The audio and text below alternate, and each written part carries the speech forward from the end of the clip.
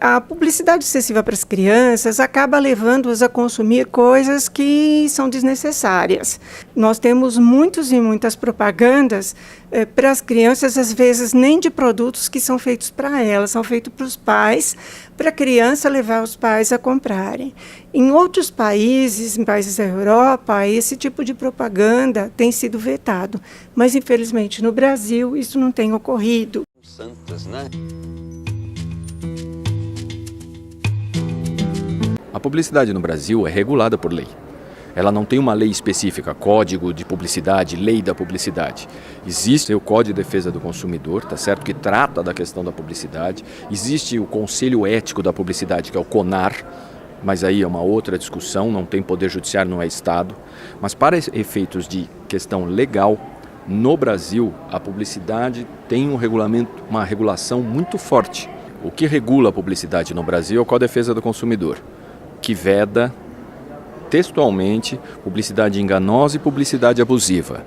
A publicidade abusiva é aquela que se vale de valores como, por exemplo, o valor da criança e do adolescente, né, da falta de maturidade destes para lidar com o mercado de consumo e com uma publicidade que o bombardeia cotidianamente, e ele não pode ter clareza do que é publicidade e quais são as implicações. Bom, em primeiro lugar, muitas vezes a propaganda, ela acaba sendo uma propaganda enganosa, porque ela apresenta um produto dentro de uma caixa e na caixa não contém todos os equipamentos ou todos os acessórios. Então, às vezes, isso pode ocasionar para a criança um certo desconforto na hora da compra. Eu acho que a criança e o adolescente, hoje, junto com o idoso, são os grupos, ou é o grupo social, são os grupos sociais mais vulneráveis ao apelo da televisão. No Brasil, existem mais de 200 milhões de aparelhos de televisão, quer dizer, mais de um por casa, ou seja, a mídia usada no Brasil é a televisão.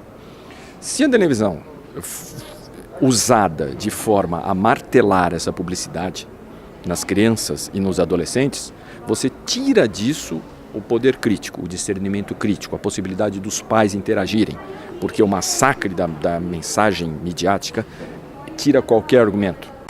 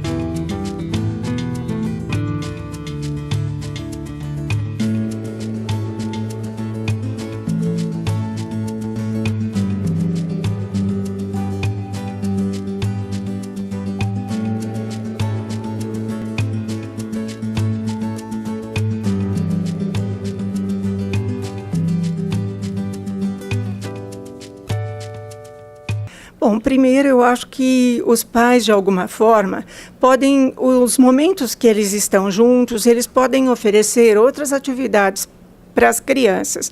Por exemplo, contar história, fazer um teatro de sombras, brincar de outras atividades. Se a criança for maior, às vezes utilizar um jogo, comprar um jogo pronto, mas que todo mundo possa jogar. Fazer outras atividades mesmo, conversar com a criança, às vezes sair para o playground do prédio, porque, em geral, a maior parte das crianças mora em espaços menores, né? Então, você vê que isso tudo é muito interessante, porque não é a quantidade do tempo, mas é a qualidade da relação que deve ser preservada.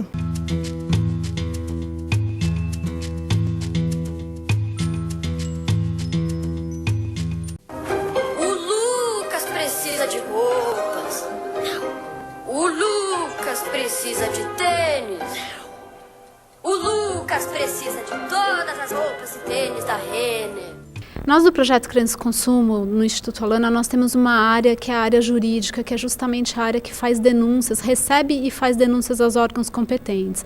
Então, esse caso das lojas Renner foi justamente um dessas várias denúncias que nós fizemos ao Ministério Público. De carro a casa, geladeira, não importa. O foco é a criança. Por que eles estavam falando com a criança? Por que eles colocam um bichinho no meio das suas propagandas? Por que falam numa linguagem bastante infantil? Porque hoje se sabe que 80% da influência de compra dentro de uma casa vem das crianças.